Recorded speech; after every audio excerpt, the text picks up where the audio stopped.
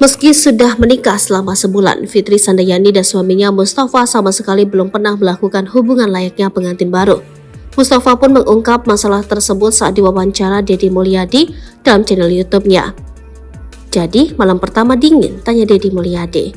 Mustafa mengaku tak bisa berbuat banyak saat malam pertama tidur bareng di ranjang pengantin. Posisi tidurnya di pinggir, terus jadi saya bingung, kata Mustafa. Sikap sang istri seperti menghindari dirinya ketika diajak berhubungan suami istri.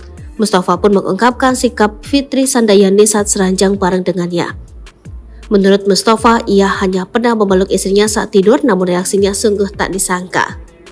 Mungkin karena pacaran belum lama, dianya suka kaget pas dipeluk, terang Mustafa.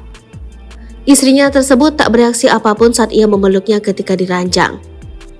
Dipeluk mah mau, tapi dianya tidak bereaksi, kata Mustafa menambahkan. Mustafa bercerita malam pertamanya dihabiskan dengan tidur karena kelelahan.